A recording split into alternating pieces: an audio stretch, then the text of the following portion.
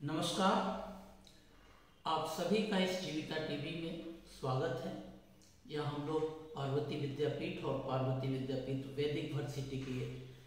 25वें वर्ष पूर्ण होने के अवसर पर जो हम सभी के लिए वैदिक नेचर की ओर का एक पाठ्यक्रम शुरू कर रहे हैं, उसके चौथे सत्र में आप सभी का स्वागत है। आज का, जैसा कि आप लोग को विदित है कि विषय था सत्य या सत्य से आरोग्य, हीलिंग विद सत्य। ये सुनने में जितना विचित्र भी लग सकता है कि क्या सत्य सचमुच आरोग्य ले आ सकता है या सिर्फ कहीं सुनी बातें हैं, या हमारे, चूंकि हम लोग वैदिक नेचर की ओर की बात कर रहे हैं या वैदिक प्राकृतिक चिकित्सा या प्राकृतिक चिकित्सा की बात कर रहे हैं, तो वहाँ पर ये बहुत बड़ी बात है कि भारतीय संस्कृति में जब हम एक व्यक्ति से व्यक्ति के संबंध, व्यक्ति से समाज का संबंध, व्यक्ति से वातावरण का संबंध और कहीं ना कहीं एक वसुधैव कुटुंबकम की बात करते हैं, तो एक व्यक्ति का आरोग्य कहीं ना कहीं वसुधा के आरोग्य के साथ जुड़ा होता है, यानी कि पृथ्वी की, यानी कि ब्रह्मांड के साथ। अब उसमें सत्य कितना आवश्यक है और कितना महत्वपूर्ण है, ये बहुत बड़ी बात है, क्योंकि इसको कई बार हम लोग समझ लेते हैं कि महज एक दर्शन की बात है, एक एथिक्स की बात है, कि नैतिकता की बात है। लेकिन मैं आपको आज बताऊंगा कि नैतिकता और दर्शन की बात तो है, लेकिन उतना ही वैज्ञानिक है कि आप सत्य से जब परे होते हैं तो आप किस तरह आपके अपने के शरीर के और मन की जो फिजियोलॉजी है, जो नॉर्मल फंक्शन है, वो किस तरह डिस्टर्ब होती है, किस तरह वो रोगग्रस्त होती है और किस तरह वो आपको, आपके शरीर की संरचना को प्रभावित करती है। अब हम लोग आ जाए, अगर सत्य की बात करते हैं तो सत्य है क्या? चूंकि हम लोग बोलचाल की भाषा में सत्य को ही यूज करते हैं या बोलचाल में सत्य ही वर्ड यूज की जाती है, तो मैं भी यहाँ सत्य की ही शब्द ही यूज कर रहा हूँ, क्योंकि वैदिक परंपरा में या उपनिषदों में एक ऋक वर्ड भी आता है जिसे ऋक कहा जाता है, तो एब्सोल्यूट ट्रूथ या जो सर्वदा वही सत्य है, उसमें कोई परिवर्तन नहीं होता। लेकिन सत्य में हो सकता है कभी कभी परिवेश, परिस्थिति के हिसाब से, काल परिवेश समय के हिसाब से थोड़ा सा चेंज हो सकता है। जैसे सूरज पूरब में उगता है, ये सत्य है। सुबह हम कहेंगे कि सूरज इस तरफ उगा है, शाम को कहेंगे सूरज इस तरफ डूबा है। तो सूरज उगा है एक समय है, दूसरे समय में सत्य है कि सूरज डूबा है या डूब रहा है। तो ये तात्कालिक या सापेक्षिक सत्य हो सकता है, और एब्सोल्यूट सत्य ये है कि हाँ, सूरज उगता है, ये सत्य है। सूरज उगता है सत्य है, सूरज अपने जगह पे विद्यमान है, ये है। सूरज उगता है, हम सत्य जो बोलते हैं, ये सापेक्षिक है, क्योंकि सूरज न उगता है न डूबता है, सूरज अपनी जगह पे स्थिर है, तो ये सत्य है। लेकिन हम लोग सापेक्षिक सत्य ये मानते हैं कि सूरज पूरब में उग रहा है, पश्चिम में डूब रहा है। ये व्यवहारिक भाषा का सत्य है, लेकिन वास्तविक सत्य जो है कि सूरज अपनी जगह पे है, पृथ्वी उसके चारों तरफ घूम रही है, और उस वजह से जो ये हो रहा है, तो एक हो गया इस सत्य। अब जब सत्य की बात करेंगे तो ये तो मैंने सिर्फ एक उदाहरण के रूप में कहा। सत्य पूरी थोड़ी और विस्तार से देखें तो सत्य हर जगह स्थित है, यहाँ तक कि हमारे शरीर में, हमारे मन में, हमारे आत्मा में और हमारे विचारों में। और विशेषकर उस समय तो ये सत्य बिल्कुल ही उपस्थित होता है जब हमारा शरीर, यानी हमारी शरीर हो, हमारा मन हो, हमारी विचार हो, और हमारी जो भी एक सोचने की प्रक्रिया हो, एक सामंजस्य में हो, एक बहुत बड़े हार्मनी के रूप में हो, एक सामंजस्य में जब रहते हों, तब वो शारीरिक स्तर पर, मानसिक स्तर पर और भावनात्मक स्तर पर जब दिखता है कि हम बड़े सामंजस्य में हैं, तो सूक्ष्म स्तर पर या तो ऊर्जा के स्तर पर बोल लीजिए, तो कहीं ना कहीं सत्य विराजमान है। यानी सत्य जब अंदर सूक्ष्म रूप से, सूक्ष्मतर स्तर पर, सूक्ष्म रूप में नहीं, सूक्ष्मतर स्तर पर, यानी आपकी कोशिका के स्तर पर या उससे भी सूक्ष्म माइटोकॉन्ड्रिया मान लीजिए, या एनर्जी लेवल पर अगर सत्य विराजमान है, जो आपके शरीर की क्रियाओं में, शरीर मन की अवस्थाओं में या मन की क्रियाओं में और भावनात्मक आपकी रिप्रेजेंटेशन में या भावनात्मक संबंधों में जब वो विद्यमान है, तो आपकी ये सारी फिजियोलॉजी बड़ी नॉर्मल रहती है और आप कहीं ना कहीं एक बैलेंस व्यक्ति के रूप में रहते हैं। अब ये जब हम ये करते हैं, यानी कि हर व्यक्ति का एक जो हम मैक्रो रूप देखते हैं या बड़ा बेहद रूप, एक शरीर देख रहे हैं, उसका एक स्ट्रक्चर देख रहे हैं, ठीक है। अब उस मैक्रो से सूक्ष्म स्तर के तो व्यक्ति के जब अंदर जाएंगे तो अंदर क्या जाएंगे, पहले तो हम देख रहे हैं बाहर एक स्ट्रक्चर जो कवर्ड है किससे, स्किन से।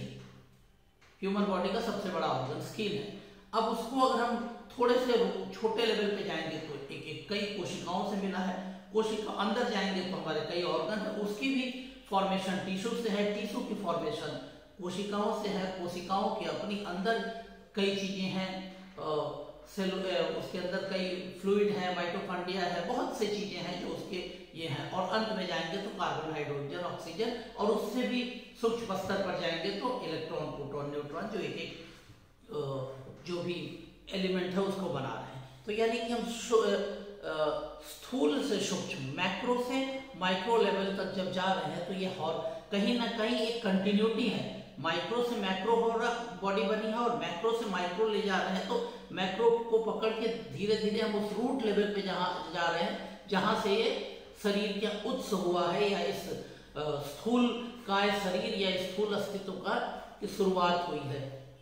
तो वो कहीं ना कहीं एक दूसरे से उसके तार जुड़े हुए हैं, और अगर वहां पे सत्य की बात है तो यहाँ भी वो सत्य उसकी क्रियाओं में परिलक्षित होगा। हम लोग आगे और डिस्कस करेंगे कि सत्य कैसे प्रभावित करता है, ठीक है।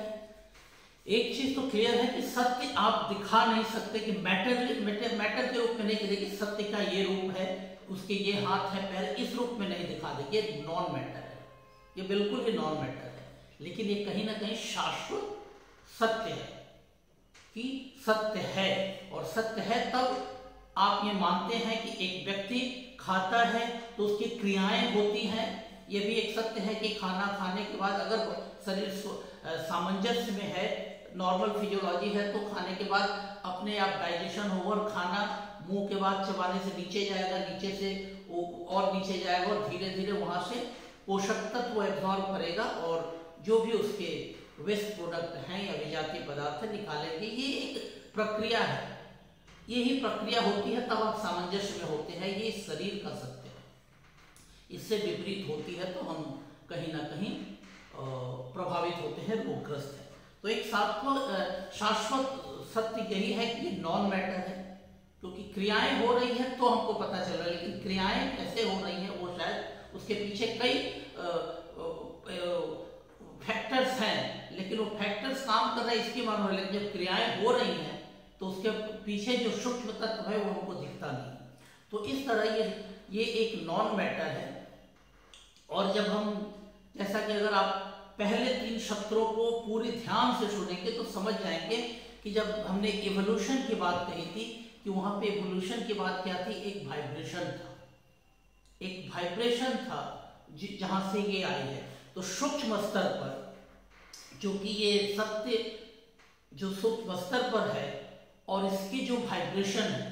वाइब्रेशन क्या है, जब सत्य आपके सामने आता है, आप जब सत्य किसी को बोलते हैं या मिथ्या बोलते हैं तो आपके अंदर ही कहीं ना कहीं एक दुविधा आ जाती है। जब असत्य बोलते हैं, सत्य बोलते हैं तो आपकी शारीरिक भाषा और मन के भाव या मन का जोर या आत्मविश्वास अलग होता है। जब मिथ्या बोलते हैं, झूठ बोलते हैं तो अलग होता है, ये आप खुद महसूस करते हैं। लेकिन ये मैटर नहीं है, ये नॉन मैटर है, ये कोई ये नहीं है। इस पर उसका प्रभाव हर व्यक्ति को आप समझ पाते हैं या खुद में भी होता है तो देख लेते हैं। यानी जब सत्य बोल रहे हैं या सत्य की आबोहवा में है तो उसकी जो सूक्ष्म वाइब्रेशन है, जो वाइब्रेशन मैंने कहा था कि ब्रह्मांड से जब सृष्टि के निर्माण के बीच में जो हमारी वाइब्रेशन की बात आती है सूक्ष्म स्तर पर, तो ये जो सत्य का जो वाइब्रेशन है वो कहीं ना कहीं हमारे शरीर के सूक्ष्म स्तर पर, कोशिकीय लेवल पर, यानी हमारे शरीर करोड़ों कोशिकाओं से बनी है, तो कोशिकाओं को और उस कोशिकाओं के जो भाग हैं या जो कोशिकाओं के कंपोनेंट या अवयव हैं उसको सूक्ष्मतर स्तर पर कहीं ना कहीं प्रभावित करता है। यानी कि ऊर्जा के स्तर पर, या यूं कहें कि प्राणिक लेवल पर, जो हमने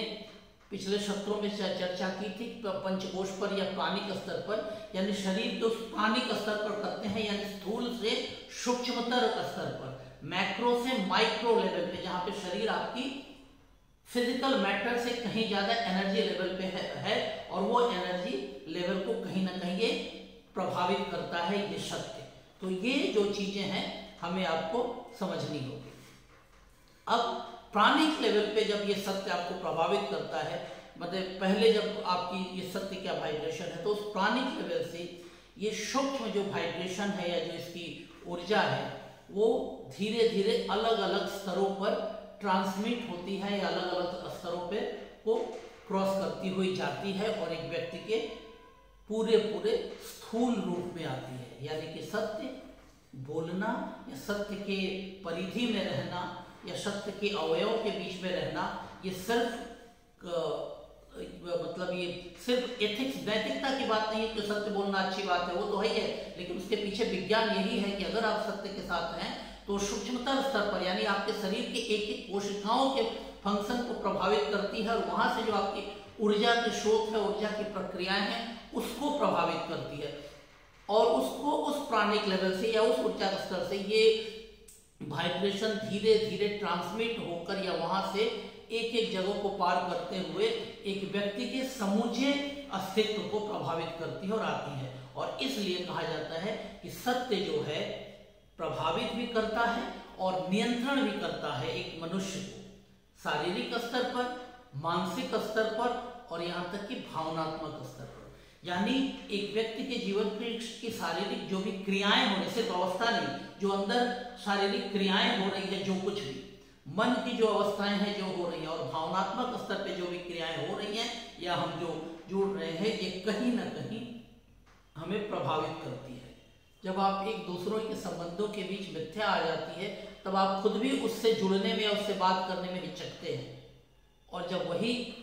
सत्य का रहता है और मिथ्या हट जाती है तो बड़े खुल के आप उनसे बात कर सकते हैं, उनसे नजरें आराम से मिला पाते हैं। लेकिन जहाँ मिथ्या होती है मिलाते हैं। तो सत्य कहीं ना कहीं आपको फिजिकल, मेंटल और इमोशनल तीनों लेवल पे आपको प्रभावित करती है। अब मान लीजिए कोई एक व्यक्ति असत्य के साथ रहता है। असत्य के साथ रहने का मतलब नहीं है कि झूठा है, झूठ बोल रहा है। बहुत बार लोग बोलते हैं कि मैं तो कभी झूठ बोलता ही नहीं, तो मेरे ऊपर क्यों प्रभाव रहता है। सिर्फ झूठ बोलना या झूठ स्वीकार, झूठ के द्वारा क्रियाएं करना वही नहीं है। आप जिस परिवेश में रह रहे हैं, उस आसपास झूठ के परिवेश है, उस चीज को आप स्वीकार कर रहे हैं यानी मौन की स्वीकृति दे रहे हैं, यानी उसकी सूक्ष्म ऊर्जा को कहीं ना कहीं किसी न किसी रूप में आप अपने सूक्ष्मतर स्तर पर कोशिकाओं के प्राणिक लेवल पे उसको प्रवाहित कर रहे हैं या उसको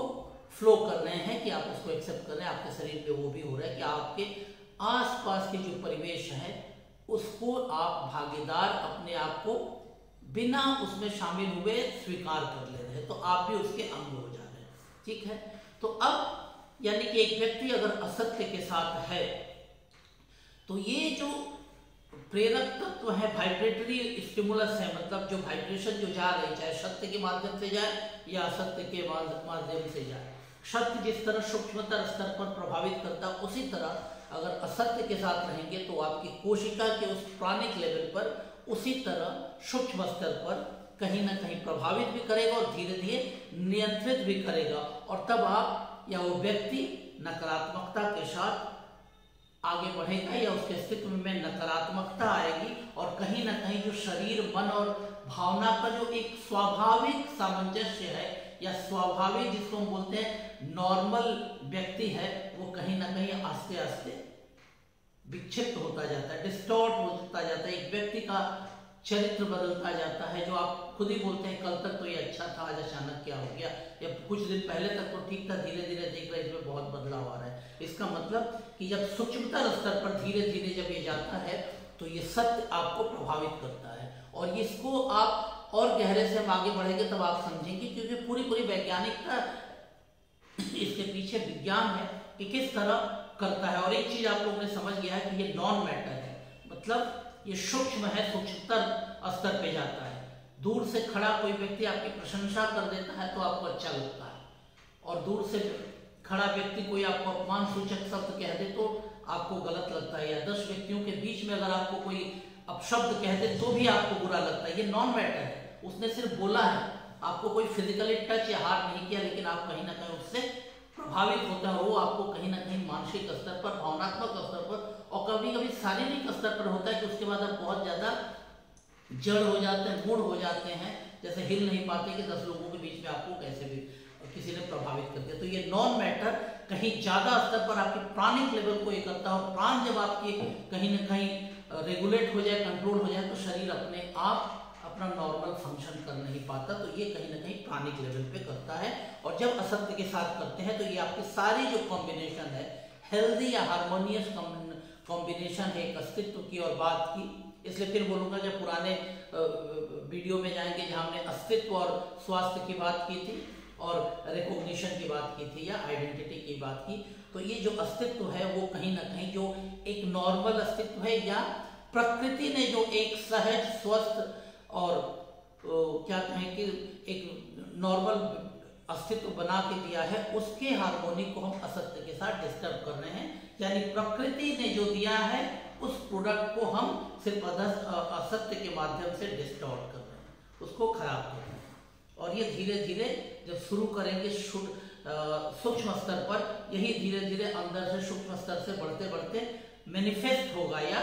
प्रतिबिंबित होगा मैक्रो स्तर पर, यानी पूरे अस्तित्व में। शरीर में भी हो सकता है, मन में भी हो सकता है, भावनात्मक स्तर पर, जो प्राणिक लेवल से बढ़ते बढ़ते जो एक जगह से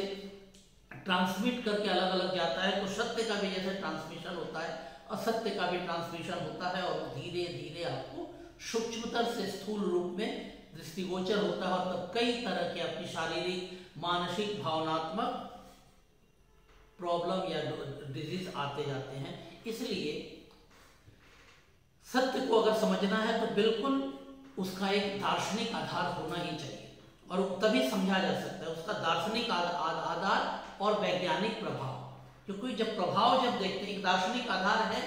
तभी आप ये करेंगे कि दर्शन कहीं ना कहीं, और दर्शन की बात करते हैं, फिलॉसफी थोड़ा सा वर्ड हिंदी या भारतीय दर्शन में जो है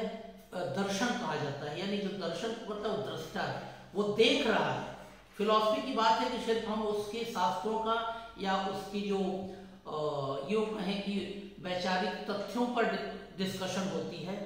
भारतीय में जब वर्ड दर्शन कहा जाता है, यानी आप दृष्टा, जो दर्शन शास्त्री होता है वो दृष्टा होता है, वो देख पाता है कि ये क्या होने जा रहा है, क्या हो रहा है, या इस प्रक्रिया में होने पर क्या होगा। तो उस अवधारणा के साथ और वैज्ञानिक प्रभाव, क्योंकि वैज्ञानिक प्रभाव आप दिखाएंगे तो कहीं ना कहीं आज के वैज्ञानिक आधार पर आपको मैक्रो लेवल पर या मटेरियलिस्टिक लेवल पे जब दिखा पाएंगे तब लोग मानेंगे। तो इसका वैज्ञानिक प्रभाव आज की जो वैज्ञानिक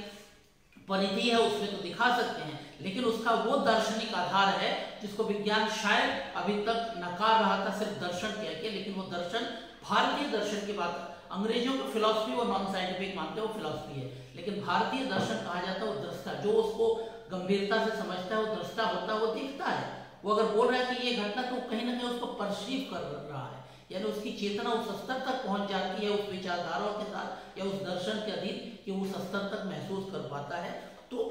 सत्य को भी समझने के लिए वो भारतीय दार्शनिक आधार होना चाहिए और उसका वैज्ञानिक प्रभाव होना चाहिए। ये अगर हम देखेंगे तब हम समझ पाते हैं कि सत्य जो है क्या करता है, एक हमारी चाहे एक दूसरे के प्रति स्नेह हो, एक दूसरे के प्रति सहयोग हो, उसको और उसके जो स्पिरिट है, उसकी जो एक भाव है, उसको कहीं ना कहीं एकात्म करता है। और कहाँ एकात्म करता है, जो हमारी संवेदना है, संवेदना के स्तर पर उसको एकात्म करता है। यानी कि हम अगर किसी के प्रति स्नेह है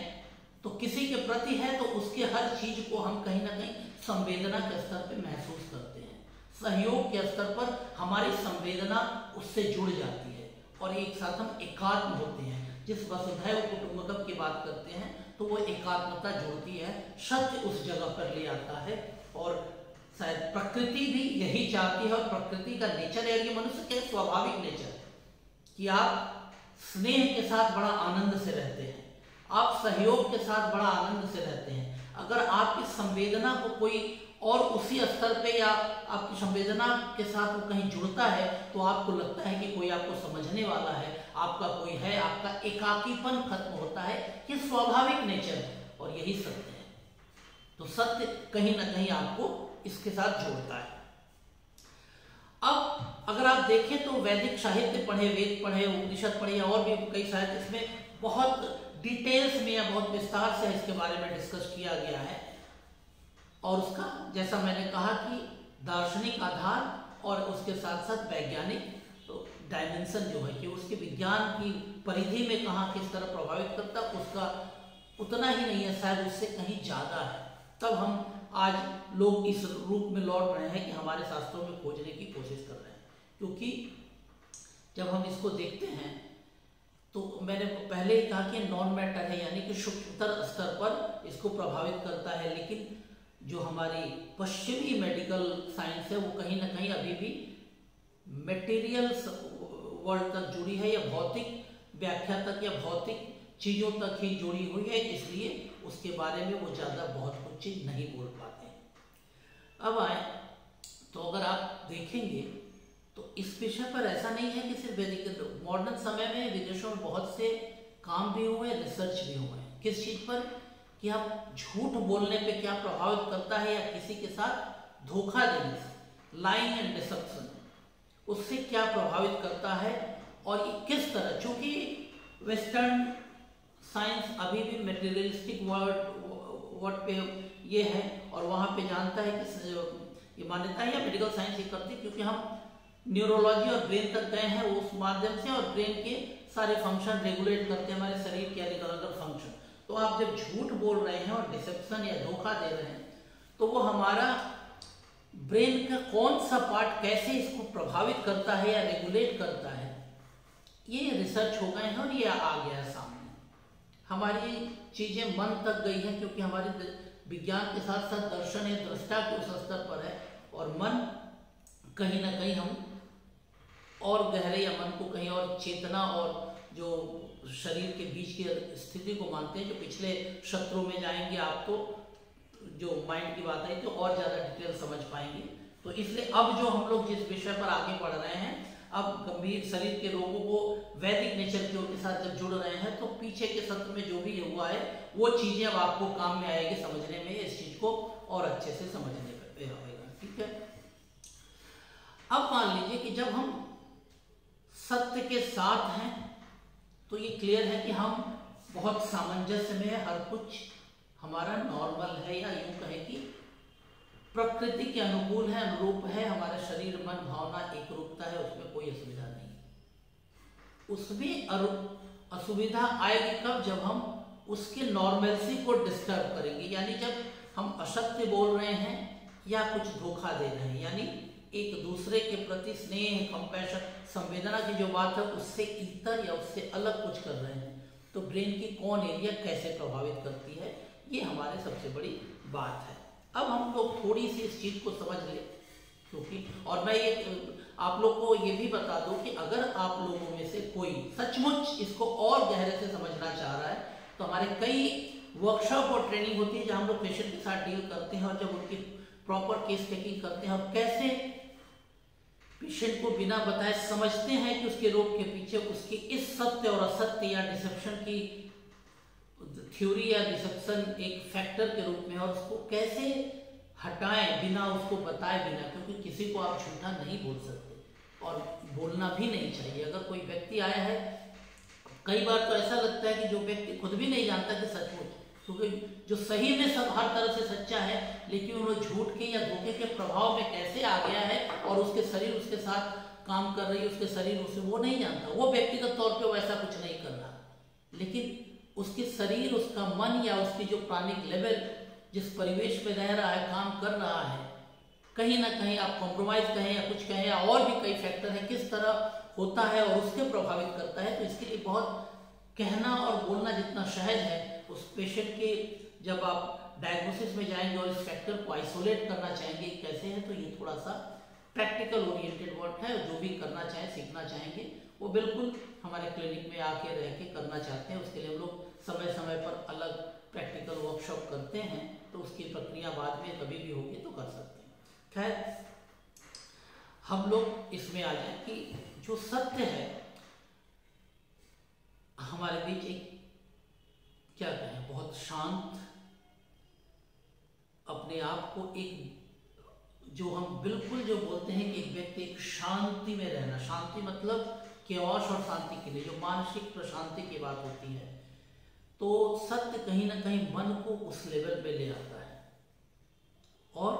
कहीं ना कहीं उसके अंदर स्वीकारोक्ति होती। सत्य जब आएगी तो वो व्यक्ति या वो अस्तित्व हर चीज को स्वीकार करेगा, जो जिस रूप में है उसको एक्सेप्ट करेगा, और जो कुछ भी उसके पास है उसके प्रति वो कहीं ना कहीं एक कृतज्ञ रहेगा कि उसके वो है, उसके अंदर वो दम्भ नहीं आएगा। तो सत्य ये लाता है। अगर हम भोजन भी करते हैं तो ये नहीं कि वो कमा के लाया है, उसके लिए है कि भोजन भी किसी के माध्यम से है, उसके प्रति भी कृतज्ञ है कि भोजन इस समय हमको मिल गया। इसी चैनल पर एक अलग मेरा वीडियो है भोजन पर, आप देखेंगे कि कैसे भोजन और भोज्य के लिए कैसे वो प्रभावित करता है मानसिक स्तर पर, आप देख सकते हैं। लेकिन खैर हम लोग इस पर आए तो सत्य की बात आ रही, सत्य इस तरह होता है। अब जो मान लीजिए जो ब्रेन के जो सेरेब्रल कॉर्टेक्स है, आप सभी लोग जो मेडिकल स्टूडेंट हैं या वो जानते होंगे, ठीक है, उसके 4 डिवीजन हैं, और 4 डिवीजन में जो फ्रंटल लोब है, सामने का पोर्शन है,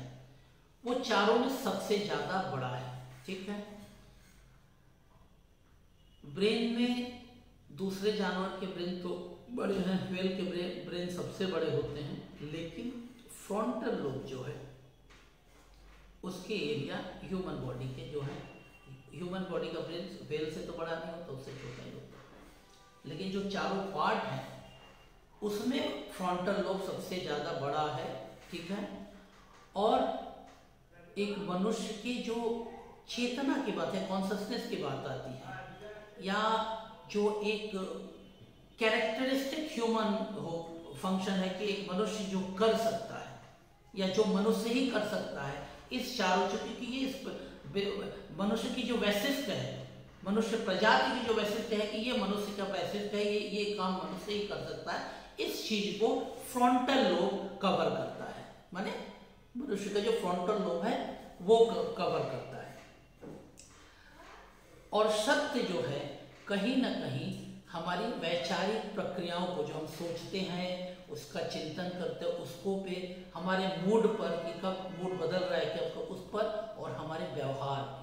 इस सभी को कहीं ना कहीं प्रभावित करता है। ठीक है, तो अब अगर मॉडर्न साइंस के हिसाब से करें तो ये एक न्यूरोलॉजिकल व्यवहार है, न्यूरोलॉजिकल, क्योंकि हम ब्रेन के साथ जोड़ रहे हैं तो ब्रेन के साथ नर्व जुड़ा है, नर्व के साथ है कि ये टोटली। लेकिन जैसे हम कुछ देखते हैं तो उसके लिए हमारे ब्रेन में एक विजुअल कॉर्टेक्स है, एक एरिया है जो पूरे विजुअल फंक्शन को रेगुलेट कंट्रोल करता है, या वो वही उस फंक्शन का एरिया। लेकिन उस रूप में देखेंगे तो ब्रेन में कहीं भी ट्रूथ सेंटर या लाइन सेंटर, सत्य का केंद्र या झूठ का केंद्र नहीं है, उस तरह स्पेसिफिक एरिया नहीं है। लेकिन हमारे ये फ्रंटल लोब के कई जो टोटल एरिया है उसमें अलग अलग एरिया में अलग अलग इस चीज को कंट्रोल करते हैं, और इसको हम लोग देखते हैं। हालांकि ये टोटली बहुत सारा मेडिकल एलोबरेट है, तो ये सबके लिए उतना डिटेल्स में जाना शायद थोड़ा सा ये लगे कि कुछ बोझिल हो रहा है या बहुत कॉम्प्लिकेटेड है, बहुत ज़्यादा मेडिकली हो रहा है, तो उसको हम लोग ज़्यादा डिटेल में संक्षेप में जो चीज़ें हैं कि समझते हैं कि ये ब्रेन के जो 4 एरिया है, तो सामने वाला रीजन है वो कहीं ना कहीं मनुष्य की जो स्पेसिफिक वैशिष्ट है, जो कि मनुष्य ही कर सकता है, ऐसे वैशिष्ट को वो एक रेगुलेट करता है, और वो ही कहीं ना कहीं हमारे सत्य या असत्य बोलने की भी प्रक्रिया के साथ ये एरिया में कुछ ऑर्गन है जो उसको रेगुलेट करते हैं, ये करते हैं। अब जो हम नेचुरल बात करें तो ये सभी को जानते हैं, जैसे मैंने कहा कि स्नेह सबको अच्छा लगता है, कोऑपरेशन सबको अच्छा लगता है। आप ऐसे जगह गए जहां आपको किसी भी तरह का डर नहीं लग रहा सबसे मिलना, तो आप बहुत अच्छे सहज रहते हैं और अच्छा लगता है। या कहीं लगता है या खतरा है या डर है तो उस रीजन में आप नहीं जाना चाहते हैं। तो ये स्वाभाविक है कि ये हमारे शरीर का, मन का या ह्यूमन अस्तित्व का सच, इसके साथ वो रहता है। और चूंकि यही सत्य है तो ये कुछ इंट्यूटिव रिस्पॉन्स होता है। इंट्यूटिव माने अपने आप जो होता है उसके लिए हम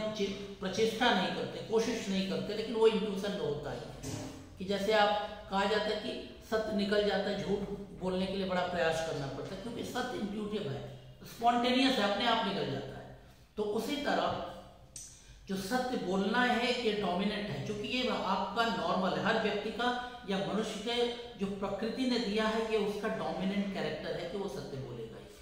असत्य बोलने के लिए उसको बहुत चेष्टा करनी पड़ती है, बहुत ट्रेनिंग करनी पड़ती है, दबा के रखना पड़ता है, और एक सत्य को छुपाने के लिए, एक झूठ को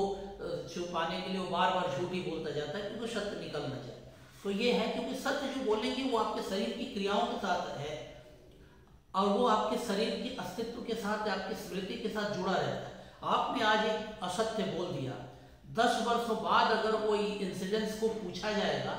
तो आपके मेमोरी में सत्य रहेगा, वो निकल जाएगा, फिर लोग पकड़ लेंगे आपने उस दिन तो ये कहा था। आपको याद नहीं रहेगा कि आपने झूठ क्यों किया। तो वो झूठ को बोलने के लिए आपको कहीं ज़्यादा कोशिश करनी पड़ती है। तो ये एक क्लियर है कि सत्य जो है एक डोमिनेंट कैरेक्टर है, डोमिनेंट रिस्पॉन्स है। इम्यूनिटी माने वो कहीं ना कहीं आपके प्रभावी रिस्पॉन्स है। कोई भी चीज़ जब हम बोलते हैं करते हैं उसमें सत्य प्रभावी है, ठीक है। और असत्य या झूठ बोलना बहुत कॉम्प्लेक्स है और उसके लिए आपको बहुत ज़्यादा प्रचेष्टा करनी पड़ती है और बहुत ज़्यादा अपनी की जो आपकी इंटेलेक्ट है, जो आपकी आपका बुद्धि कौशल है, उसका बहुत ज़्यादा उपयोग करना पड़ता है झूठ को बोलने के लिए या झूठ को सामने ले आने के लिए बहुत ज़्यादा करना पड़ता है। यानी आपकी जो मानसिक क्षमता है या आपकी ब्रेन की जो क्षमता है, मस्तिष्क की जो क्षमता है, सत्य बोलने में वो जितना ही रिलैक्स रहेगा, असत्य बोलने के लिए उसको उतना ही ज़्यादा मेहनत करनी पड़ती है और उतना ही ज़्यादा एनर्जी कंज्यूम करनी पड़ती है और उतना ही ज़्यादा स्ट्रेस लेना पड़ता है। यानी आप जब बहुत ज़्यादा एनर्जी करेंगे तो ब्रेन में आपको बहुत ज़्यादा ब्लड फ्लो की जरूरत होगी, यानी ऑक्सीजन की जरूरत पड़ेगी जाके वहाँ पे पड़े, तो ब्लड फ्लो बहुत ज़्यादा जाएगा। स्ट्रेस आएगा तो स्ट्रेस अपने आप में आपको कई हार्मोनल चेंज ले आएगा जो आपके शरीर पे और ज़्यादा प्रभाव करेंगे। एक रिसर्च के हिसाब से सत्य बोलने में या सत्य के साथ रहने पे आपकी ब्रेन की जो ऊर्जा लगती है उससे कहीं ना कहीं 7 गुना या उससे भी ज़्यादा एनर्जी खर्च होती है झूठ बोलने में। यानी आप अपने शरीर के लिए, मन के लिए या जीवन के लिए जो आप दैनिक क्रियाएं करते हैं कि ताकि आप स्वस्थ रहें, एक झूठ के लिए आप अपने शरीर को सारी ऊर्जाओं को वहां से समेट के उस झूठ को दुनिया के सामने ले आने के लिए उस सारी एनर्जी को आप उपयोग करते हैं, वो खर्च कर देते हैं ताकि उस सत्य को हम लोगों के सामने ले आए। क्योंकि आपकी जो नॉर्मल फिजियोलॉजी है, ह्यूमन की नॉर्मल फिजियोलॉजी है, नॉर्मल ब्रेन है, उसके लिए तैयार है, उसके लिए उसको अलग से प्रचेष्टा करनी पड़ती है। जो उसका नॉर्मल काम है उससे अलग हटती है। तो इसलिए जब आप ये करते हैं तो आपकी जो बौद्धिक क्षमता है उसका अत्यधिक उपयोग करते हैं कि बौद्धिक क्षमता द्वारा इसको कैसे हम प्रस्तुत करें एक स्वाभाविक रूप में। तो इसलिए और जब ये बार बार करते रहेंगे, झूठ को बार बार करते रहेंगे, अपनी ऊर्जाओं को बार बार करते रहेंगे, तो जो मस्तिष्क की या मन की जो स्वाभाविक क्षमता है, स्वाभाविक सत्य बोलने की क्षमता है या सत्य को बोलने का एक स्वाभाविक जो उसका स्वरूप है या स्वाभाविक वैशिष्ट्य है, नॉर्मल जो नेचर है कि वो जो सत्य बोलेगा, जो प्रकृति ने जिस रूप में ह्यूमन एग्जिस्टेंस को क्रिएट किया है, वो स्वाभाविक क्षमता को जब झूठ बोलने की प्रक्रिया बार बार होती है तो धीरे धीरे हम उस स्वाभाविक क्षमता को दबाते जाते हैं, झूठ बोलने की आदत डाल डालकर उसको दबाते जाते हैं। और जो इंट्यूशन था कि आदमी कुछ भी होगा स्वाभाविक सत्य निकलेगा, उस इंट्यूशन को धीरे धीरे हम कहीं ना कहीं दबाते जाते हैं और आस्ते आस्ते हमारे जो डिसऑनेस्टी है या हमारा जो असत्य है, धोखा है या किसी के प्रति विश्वासघात है, उसको हम धीरे धीरे स्टैब्लिश करते हैं, धीरे धीरे उसको बढ़ाते हैं और कहीं ना कहीं झूठ बोलने की अपनी क्षमता के साथ उसको जोड़ते हैं और उसको जोड़ के इतनी ज़्यादा प्रैक्टिस करते, जाहिर है जितना प्रैक्टिस करेंगे शरीर की अपनी ऊर्जाओं का तो खर्च कर ही रहे हैं, लेकिन अपने अंदर के जो नॉर्मल सत्य नेचर है उसको भी हमेशा कवर अप करके रखते हैं, दबाने की कोशिश करते हैं कि वो कहीं किसी रूप में वो सत्य वाला जो चरित्र है वो बाहर नहीं निकल आए, उसको हम दबाते जाते हैं। मतलब एक एक्टर जो फिल्म में या कोई नाटक में या कोई कैरेक्टर प्ले करता है तो उस समय वो अपना ओरिजिनल नाम भूल जाता है तो वो कैरेक्टर प्ले करता है, लेकिन ये जीवन में इसका पार्ट बना देता है कि अपने अंदर का जो सत्य है उसको दबा के एक नया चरित्र जो सिर्फ झूठ पर आधारित हो उसको ये संभावित करता है। तो ये सबसे बड़ी बात है कि ये है। अब इस पे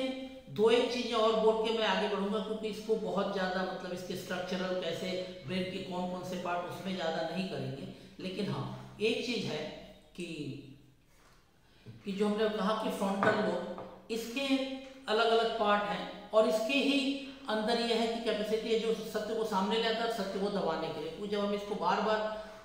मैसेज देंगे, सप्रेस करेंगे, तो इसी को एक्टिव होना पड़ेगा, सत्य को सप्रेस करेगा और आपकी जो इंटेलेक्चुअल रोल है वो धीरे धीरे डिसऑनेस्टी के साथ जुड़ जाएगी। तो ये होता जाता है। दूसरा जो है हमारे शरीर में एक लिम्बिक सिस्टम है जिसमें एमिग्डाला बोलते हैं। वो है क्या है कि जब उसको बार बार जब ऐसी सिचुएशन आती है, व्यक्ति झूठ बोलता है, तो वो एक इस धोखे वाली स्थिति में जब बार बार आता है तो उसके अंदर एक एंजाइटी आती है, एक अलग तरह का रोष आता है। और वो एंजाइटी आती है बार बार इस धोखे को देखकर, बार बार इसको धोखे को देखकर एक एंजाइटी आती है, क्योंकि वो उसको स्वीकार नहीं कर पाता। एमिग्डाला ऐसा है कि जो आपकी मेमोरी को और मेमोरी के साथ जुड़े इमोशन को स्टोर करके रखता है। परसों पहले कोई घटना घटी है, किसी ने आपको बहुत अपमानित किया है, किसी ने बहुत आपकी प्रशंसा की है, जो मेमोरेबल चीज होती है, सिर्फ मेमोरेबल नहीं, वो इमोशन के साथ वो एमिग्डाला में स्टोर होती है। अब जब आप डिसेप्शन के साथ एमिग्डाला के साथ माने एक अलग मेमोरी बार बार डालने की कोशिश करते हैं, तो क्या होगा कि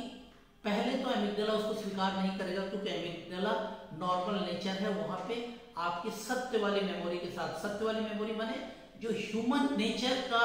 जो सत्य है कि ह्यूमन शरीर क्या है, इसके भाव क्या है और ह्यूमन अस्तित्व किस रूप में सहज रहना चाहता है, उसी रूप में एमिग्डाला भी सहज काम करता है कि भाई आप समाज में अच्छे से रहें, किसी का बुरा नहीं चाहे, ये नॉर्मल नेचर। लेकिन जब बार बार इस तरह का आता है तो पहले एमिग्डाला के अंदर क्या होता है, एमिग्डाला इसको स्वीकार नहीं कर पाता तो व्यक्ति भी कहीं ना कहीं अपराधबोध फील होता है, गिल्टी फील होता है, और फिर भी बार बार करता है। तब ये गिल्टी आपको स्ट्रेस कंडीशन ले आती है, क्योंकि बार बार आप झूठ बोल रहे हैं और एमिग्डाला समझ रहा है कि गलत है, उसको पहले स्वीकार नहीं कर पा रहा, तो उसके अंदर गिल्टी आएगा, स्ट्रेस आएगा, ठीक है। और इसी के साथ साथ जो हमारे और भी ब्रेन के एरिया हैं वो इसमें और कूद जाते हैं, क्योंकि व्यक्ति बोले ना इसके अंदर एक्सेसिव एनर्जी और इंटेलेक्चुअल रोल इन्वॉल्व होता है इस झूठ को ये करने के लिए, क्योंकि झूठ को लाना भी है, उसको सामने प्रस्तुत भी करना है, अपने अंदर के सत्य को दबा देना है, उसको वैनिश कर देना है कि वो सामने दिखे नहीं। तो बहुत ज्यादा एक इंटेलेक्चुअल रोल करना पड़ता है, साथ साथ एनर्जी भी बहुत ज्यादा खर्च होती है। तो जब ये और भी कई ऑर्गन जब इसमें मिल जाते हैं तो धीरे धीरे इसको कहीं ना कहीं आपको प्रभावित करें, एमिग्डाला को भी धीरे धीरे रेगुलेट करेंगे, कंट्रोल करेंगे, ताकि एमिग्डाला अब अपने जो अंदर गिल्टी फीलिंग है उसको, गिल्टी आ रही है लेकिन जैसे सत्य को दबा दिया, इसको अब धीरे धीरे इस चीज को भी दबा दिए कि वो एमिग्डाला के जो एमिग्डाला रिस्पॉन्स करेगा कि भाई ये गलत हो रहा है, तो गिल्टी फीलिंग आएगी, तो एमिग्डाला को दबा के बार बार ऐसे करेंगे, तो उसके साथ क्या होगा कि एमिग्डाला भी धीरे धीरे डिसेंसिटाइज होगा। अब वो जो गिल्टी फीलिंग होती है करते करते जब थक जाएगी एमिग्डाला, तो आस्ते आस्ते वो न्यूट्रल हो जाएगी। न्यूट्रल हो मैंने आस्ते आस्ते वो फैटी, उसके बाद न्यूट्रल, कोई रिस्पॉन्स नहीं करेगी। दूसरी चीज होती है कि कई रीजन है जिसको ब्रेन के है कि जब धोखा या झूठ बोला जाता है उसके दौरान उसको स्टिमुलेट या उसको उत्तेजित किया जाता है, ताकि या उसको प्रभावित किया जाता है, उसको एक्टिवेट कर दिया जाता है। कैसे? अगर मान लीजिए कि कोई गलत कर रहा है और गलत का उसका परिणाम गलत मिल गया, तब तो अंदर का कहीं ना कहीं सत्य को चांस रहता है कि तुरंत उसको ये करता है, उसके अंदर गिल्ट फीलिंग आ जाती है, हो जाता है। लेकिन अगर उसके गलत को रिवॉर्ड मिलने लगे, कोई चोरी किया पकड़ा नहीं गया, पैसे बहुत मिल गए और बहुत लगा, अय्यासी करने लगा, फिर किया और मिलने लगा, तो कहीं ना कहीं वो पहली जो गिल्ट फर्स्ट और सेकेंड अटेम्प्ट में जो गिल्ट मिलती है वो धीरे धीरे ये रिवॉर्ड उसको कहीं ना कहीं एक मिथ्या की दुनिया जो उसको वही सत्य दिखने लगता है, क्योंकि सभी माया है, लेकिन जो हमने पहले कहा था, लेकिन अब वो माया कहीं ना कहीं उसके लस्ट और वासना के साथ प्रभावित होती है, तो उसके अंदर के एमिग्डाला को, और चूंकि मॉडर्न जो वेस्टर्न साइंस है वो सिर्फ ब्रेन तक कहता है, हम तो मन तक कहते हैं कि मन को आगे आने ही नहीं देता, तो ये कहीं ना कहीं वो रिवॉर्ड सिस्टम जब आती है तो धीरे धीरे जो मन है, जो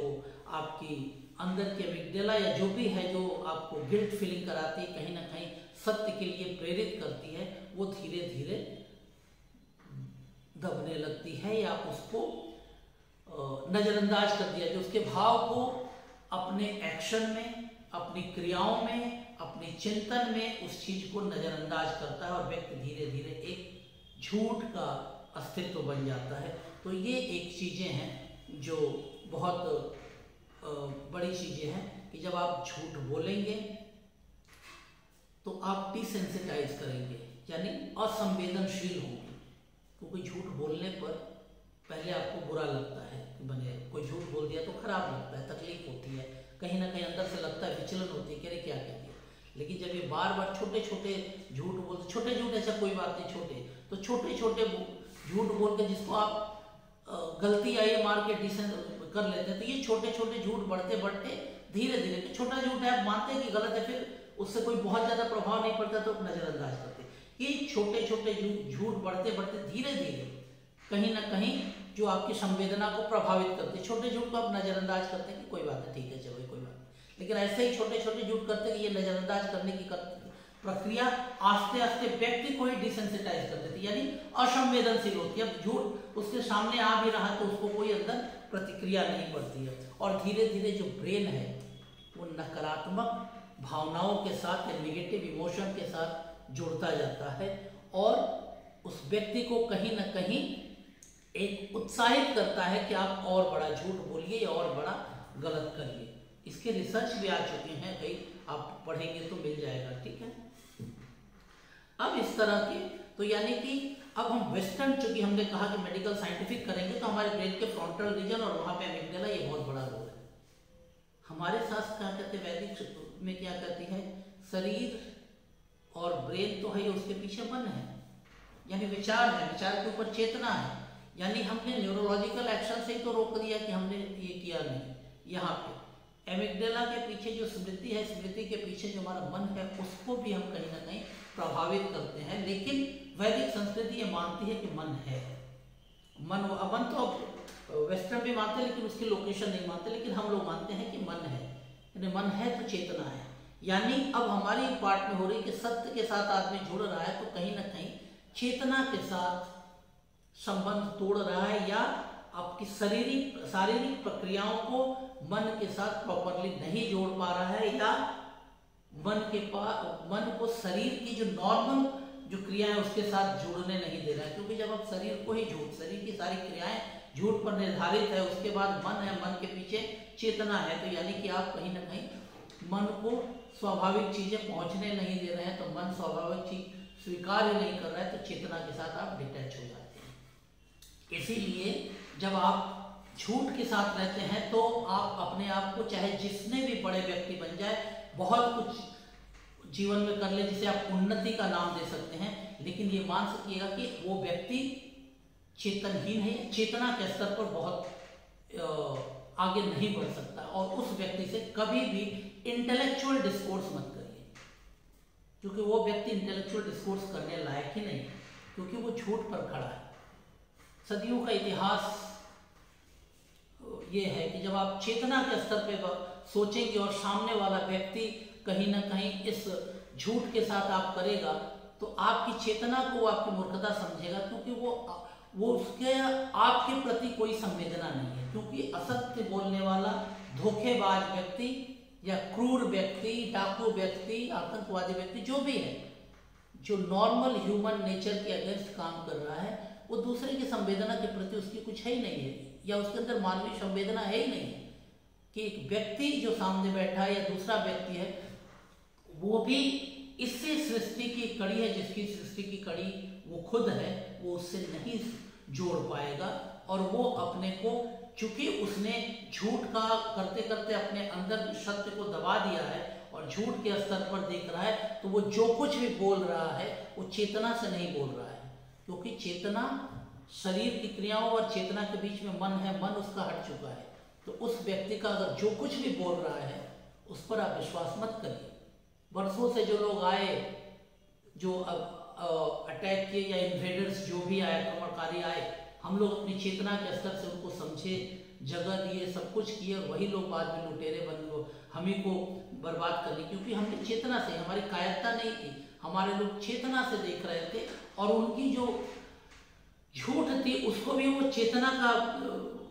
उसकी चेतना से जोड़ के देख रहे थे कि वो भी हमारी तरह चेतनशील व्यक्ति है, उसके अंदर भी चेतना का वो स्तर है, लेकिन वो चेतना का स्तर है ही नहीं। जो झूठे होंगे, धोखेबाज होंगे, जो पीठ में छुरे भोंकने वाले होंगे, वो सच्चे नहीं हो सकते, और वो उनका चेतना उस स्तर पर होगा नहीं, मन के साथ जुड़ाव नहीं होगा, तो वो कहीं ना कहीं इस रूप में ही प्रभावित करेंगे, और उनके साथ इंटेलेक्चुअल डिस्कोर्स नहीं, उनको इलाज की जरूरत है। और ऐसे व्यक्ति कभी कभी आ जाएंगे आपके बाद भी क्लिनिक में, अगर कोई मानसिक रूप से ये है, वो स्वीकार नहीं करेंगे कि वो असहज हैं, उनके अंदर कोई कमी है, वो यही साबित करेंगे कि दूसरे में दोष है। वो ये मान ही नहीं सकते कि उनके सोचने की प्रक्रिया में, उनके अपने व्यक्तित्व में, उन्होंने अपना जो काम धाम किया है या जो कर रहे हैं, कहीं ना कहीं सब कुछ झूठ की चीज में और उसको सच साबित करने की कोशिश करेंगे। तो ऐसे व्यक्ति को सीधे सीधे आप झूठे भी नहीं बोल सकते,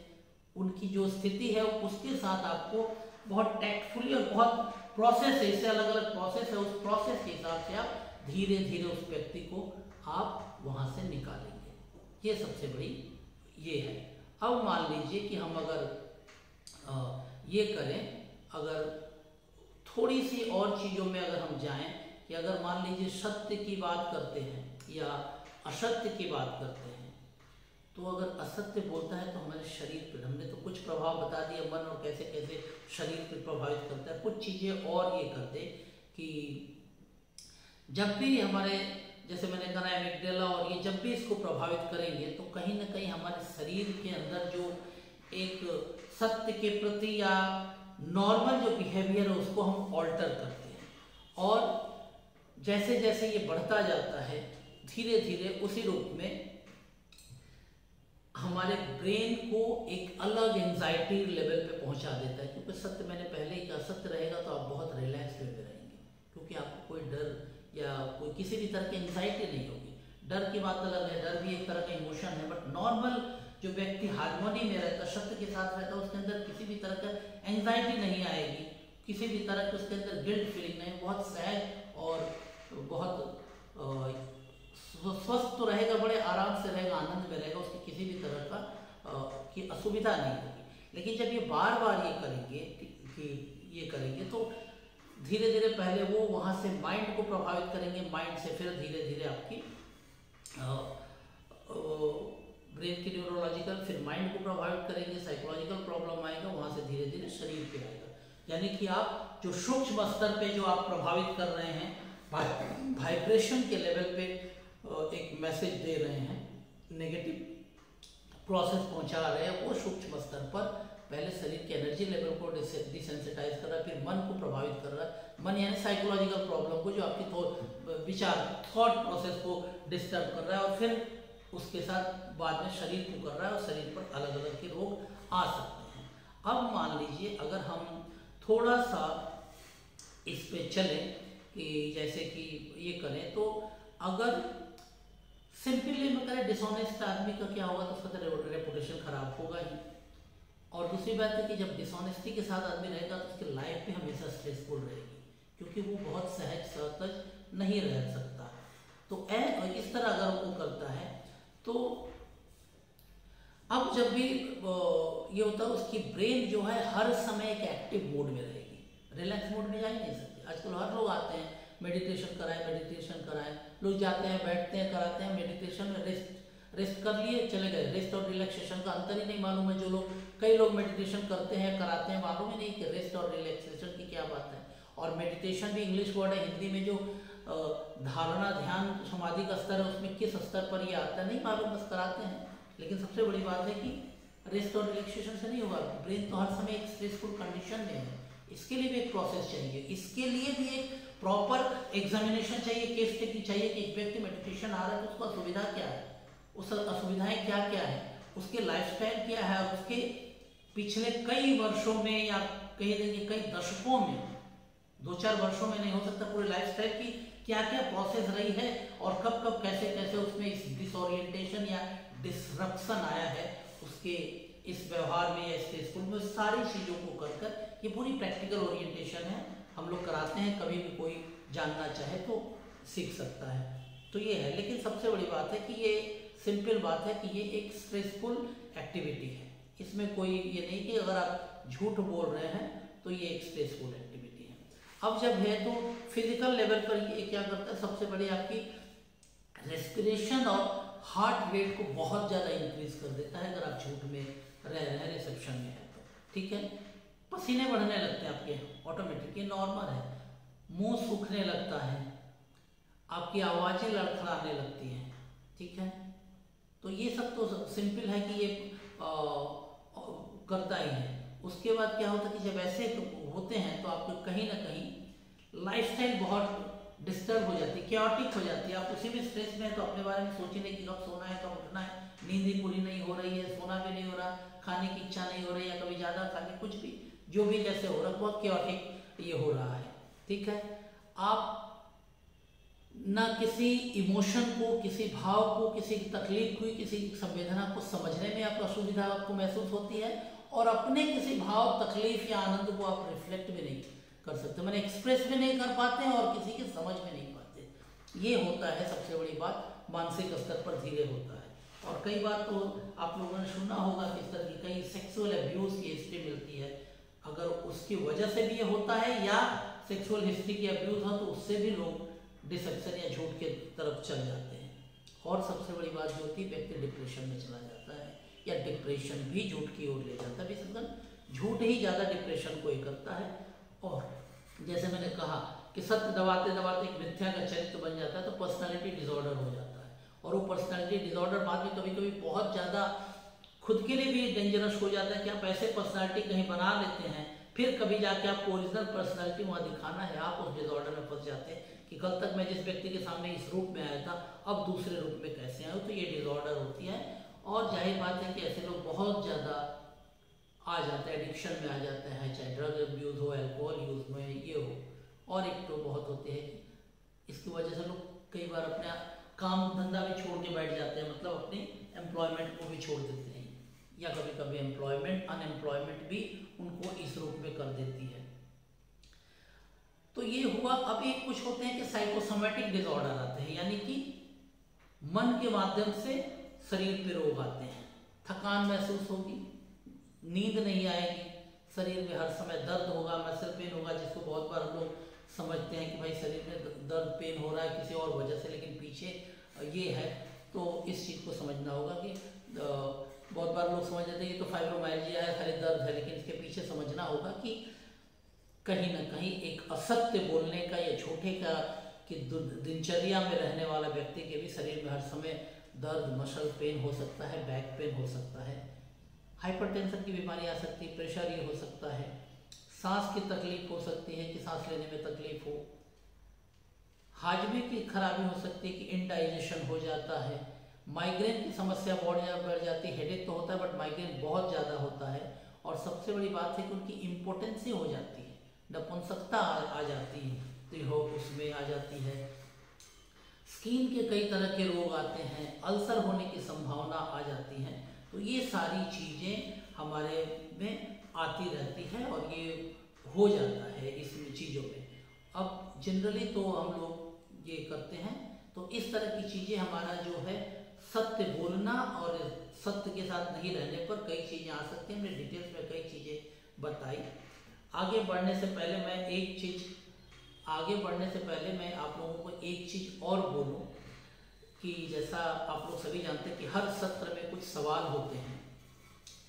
तो आज का सवाल ये है कि सत्य क्या है। पहली बात, सत्य क्या है मुख्य रूप में, आपके लिए सत्य क्या है। सत्य क्या है एक अलग डेफिनेशन, आपके लिए सत्य क्या है, यानी आप सत्य को किस रूप में समझते हैं या उसको व्यक्त करते हैं, वो क्या है ये बोलना है। और दूसरी बात है कि सत्य आपके शरीर को कैसे प्रभावित करता है। दो चीजें, ठीक है। अब हम लोग दो सवाल हो गए, तीसरे सवाल हम लोग बाद में आएंगे। अब हम लोग आ जाएं कि वैदिक कॉन्सेप्ट के हिसाब से अगर हम लोग समझे तो सत्य को हम लोग अलग अलग स्तर पे समझते हैं। सत्य शारीरिक स्तर पर हो सकता है, हमारे सेंस के स्तर पे हो सकता है। सेंस के स्तर पर सत्य कैसे हो सकता है और कैसे असत्य हो सकता है। सेंस में हम लोग ने पिछले ये में भी कहा है कि सेंस को हम कैसे यूटिलाइज करते हैं। पिछला अगर जो भी वीडियो देखा उनको मालूम होगा। माइंड का के स्तर पे सत्य का हो सकता है और एक परसेप्शन हो सकता है। परसेप्शन मतलब जो हम देख रहे हैं, जो हम मान रहे हैं, मेरा परसेप्शन, हम किसी चीज को इस रूप में देख रहे हैं, महसूस कर रहे हैं। कभी कभी क्या होता है कि परसेप्शन सत्य से भी बहुत प्रभावित होता है, क्योंकि एक तो सत्य है, तो एक सत्य है, और एक उस सत्य को हम किस रूप में स्वीकार करते हैं वो है मेरा परसेप्शन। अगर ये कहा जाए, सच्चाई ये है कि पृथ्वी सूर्य के चारों तरफ घूमती है। अगर कोई कहता है कि नहीं, सूर्य पृथ्वी के चारों तरफ घूमती है और वो उसकी अपनी मान्यता हो गई है, तो ये परसेप्शन है, सत्य नहीं है, लेकिन उसका परसेप्शन है और उसी को सत्य मान के चलता है। तो ये और ज्यादा खतरनाक है कि एक व्यक्ति ऐसे चीज को सत्य मान लिया जो सत्य नहीं है। तो ऐसे व्यक्ति के को चेतना के स्तर पर आप तर्क के हिसाब से नहीं समझा सकते, क्योंकि वो तो उसी को सत्य मान चुका है, ये उसका परसेप्शन है। तो इसलिए कभी कभी जब आप व्यक्ति को देखेंगे तो सत्य और perception of truth and perception of truth, कि सत्य क्या है और सत्य और जिस चीज से वो सत्य का रिलेटेड, उस सत्य को हम किस रूप में मानते हैं, ये दोनों में अंतर है। और परसेप्शन ऑफ ट्रूथ, सत्य की अपनी मान्यता कहीं ना कहीं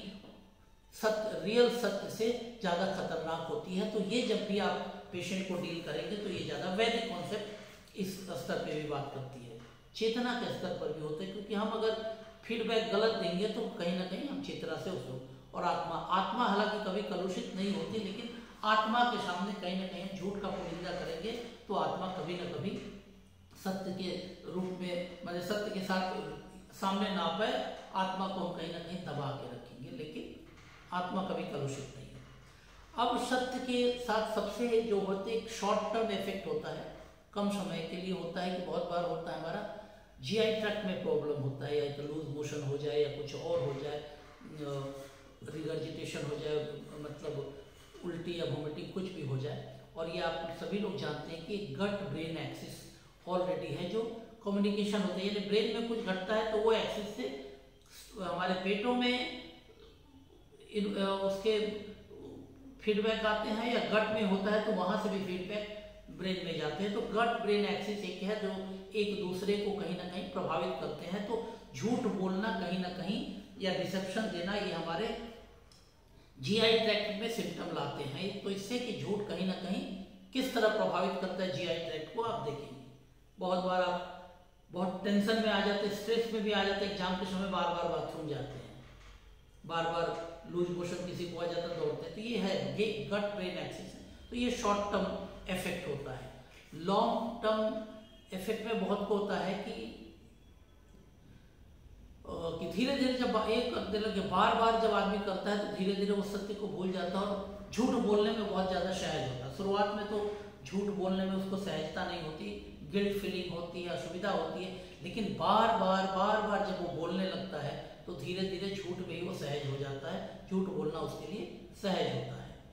और ब्रेन को वो इस तरह ओरिएंट करता है कि वो डिसऑनेस्ट बिहेवियर को एडजस्ट कर ले, एक्सेप्ट कर ले। मैंने ब्रेन को उसने एक प्रोग्रामिंग कर दिया, सत्य से के साथ ये करके वो तो कर दिया, और कहीं ना कहीं अपने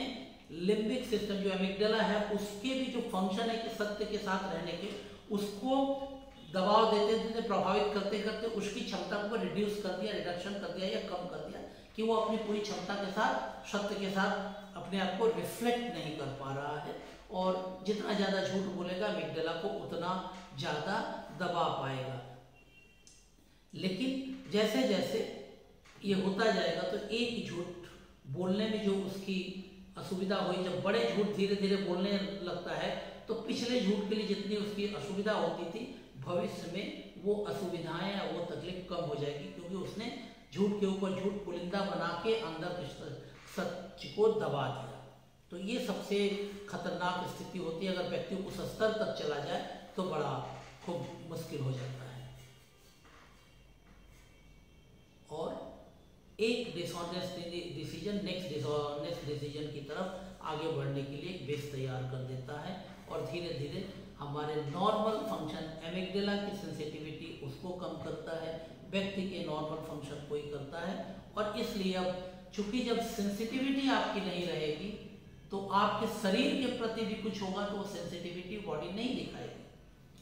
सिंपल, अगर आपको कोई अपमानित करता है तो आपको बुरा लगता है, लेकिन आप, क्योंकि ये नॉर्मल नेचर है, लेकिन आप जब दूसरे को अपमानित बार बार कर रहे हैं और कहीं ना कहीं आप डिसेंसिटाइज हो रहे हैं और अपने अंदर से डिसेंसिटिविटी होती है कि आपको करता है, तो एक समय के बाद आएगा कि आपके साथ भी अगर कोई ऐसा बोलता है तो आपके अंदर का जो सत्य वाला व्यक्ति है वो सामने नहीं आ पाएगा, क्योंकि आपने अपने आप को डिसेंसिटाइज किया है। यानी जब असत्य का प्रभाव शरीर पे पड़ेगा तो शरीर रिएक्ट नहीं करेगा, उसके खिलाफ नहीं रिएक्ट करेगा, बल्कि कहीं ना कहीं फिजिकल लेवल पे आएंगे और धीरे धीरे इस तरह के रोग आएंगे, क्योंकि आपने डिसेंसिटाइज कर दिया। तो बॉडी समझ ही नहीं पा रहा है कि इसको रखना है या छोड़ना है, वो कहीं ना कहीं आपके शरीर को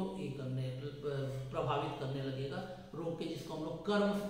फल भी बोल सकते हैं या कुछ भी उस तरह बोल सकते हैं, क्योंकि आपने अपने अंदर को,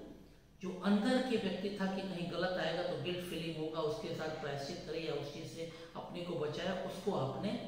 दबा के उसको रिएक्ट करने से डिसेंसिटाइज किया। अब धीरे धीरे जब आपके शरीर पे गलत का प्रभाव या पड़ेगा तो शरीर अब सत्य को रिएक्ट नहीं कर पाएगा, कि वो सत्य को आपने दबा दिया। सत्य के रिएक्शन करने की जो भी आपके शरीर की सिस्टम है, पार्ट है, जो सत्य के साथ आपको बचा रहे थे, उसको दबा दिया। यानी झूठ जब चल रहा है तो झूठ अपना प्रभाव डालेगा। झूठ की वजह से आप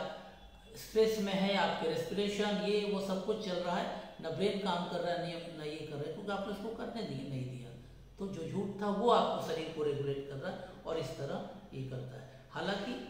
एमिगडाला हमेशा ये पॉजिटिव सिग्नल देता रहता है कि ये गलत है, इसको आप करते रहिए, लेकिन उसके जो इंटरप्रिटेशन को है वो ज़्यादातर वो व्यक्ति स्वीकार नहीं करता, और इसलिए हर समय शरीर के अंदर कहीं ना कहीं कॉन्फ्लिक्ट रहता है, क्योंकि आपके अंदर की जो इनर सेल्फ है वो कहीं ना कहीं है, वो बार बार आपको ये करती है, आप ऊपर जितना भी कर दीजिए वो देगी, और इसलिए आपके अंदर एक हमेशा इनर कॉन्फ्लिक्ट रहेगी, और उसके लिए आप एनर्जी आप और ज़्यादा खर्च करेंगे, और ये इनर कॉन्फ्लिक्ट आपके अंदर कई तरह की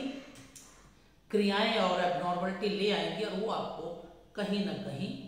शरीर में प्रभावित, मन में प्रभावित करेंगी, और बहुत सहज आप नहीं जी पाएंगे। तो इसलिए ये सारी चीज़ें हैं, और मुझे लगता है कि आज जो भी हम लोगों ने आज की चर्चा की इसमें हो गया। तीसरा मेरा जो सवाल है आप लोगों के साथ कि माइंड और परसेप्शन, इस पर सत्य का प्रभाव कैसे पड़ता है, इस पर ये 3 सवाल आज का है। और बिल्कुल इसको देखिए, जैसा मैंने कहा कि आप इसको शेयर भी कर सकते हैं, और जो भी आपके पास लिंक जाती है उस लिंक को आप दूसरों के साथ शेयर कर सकते हैं, अपने व्हाट्सएप स्टेटस या सोशल मीडिया के स्टेटस पे लगा सकते हैं, और अच्छा लगे तो इस चैनल को सब्सक्राइब करिए। लाइक तो कर ही रहे हैं, सब्सक्राइब भी बहुत लोग किए हैं, और भी सब्सक्राइब करिए, औरों तक पहुंचाइए, ताकि इस विज्ञान को हम लोग उस जगह तक पहुंचाएं ताकि व्यक्ति अपने आप में स्वस्थ रहने के लिए उसे कहीं किसी भी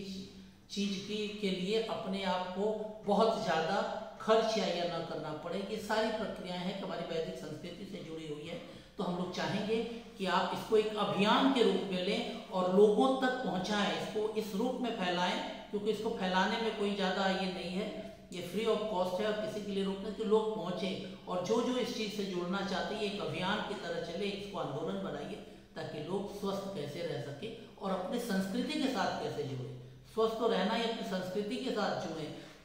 और जितना ज़्यादा हम लोग इस संस्कृति को रिवॉल्व करते जाएंगे, इवॉल्व करते जाएंगे, लोगों तक फैलाते जाएंगे, लोग समझेंगे कि हमारी संस्कृति में जो है वो बहुत कुछ है जो दुनिया को देने के लिए अभी तक हमारे पास खुद भरा है और हम ही नहीं जानते। तो इसको जरूर आप करिए, और अगले सत्र में हम लोग आगे बढ़ेंगे। जो हमारा आकाश तत्व है, शरीर के या बाहर के आकाश तत्व, वो हमारे शरीर को, मन को, भावना को कैसे प्रभावित करता है, क्योंकि अब धीरे धीरे हम लोग अब शरीर के प्रक्रियाओं के साथ, फिजियोलॉजी के साथ जुड़ रहे हैं। आज हम लोगों ने जैसे जुड़ा कि सत्य सिर्फ सत्य की व्याख्या नहीं, कि सत्य कैसे हमारे शरीर को प्रभावित करता है और हमारे अस्तित्व को प्रभावित करता है रोग के साथ, तो इसको करिए। और जिस ईमेल आईडी से आपको लिंक गया था उसी ईमेल आईडी पर आज के भी सवाल भेजिए, और जो लोग नहीं भेज पाए हैं जल्दी भेज दें, नहीं तो बाद में उनके सर्टिफिकेशन की प्रक्रिया नहीं होगी। हालांकि ज़्यादातर लोग भेज चुके हैं, कुछ 2-4 लोग शायद नहीं भेजे हैं, तो जो नहीं भेजे हैं अगर चाहते हैं तो अपना रिस्पॉन्स जल्दी भेजें, अन्यथा सर्टिफिकेशन की प्रक्रिया में उनकी नहीं होगी। तो आज का ये चौथा सत्र, 5वें सत्र में फिर अगले हफ्ते शनिवार को ही 8 बजे हम लोग फिर मिलेंगे आकाश तत्व के साथ। आकाश तत्व सिर्फ नहीं, आकाश की जो पूरी तत्व की प्रक्रिया है शरीर के साथ, मन के साथ और रोग के साथ, वो सारी प्रक्रिया को समझेंगे। और हो सकता है आकाश तत्व के साथ तब और कुछ क्लियर हो रोगों के साथ और हमारे अस्तित्व के साथ। तो आज के लिए इतना ही। धन्यवाद, नमस्कार, स्वस्थ रहिए, आनंद में रहिए और सब्सक्राइब कीजिए और शेयर कीजिए।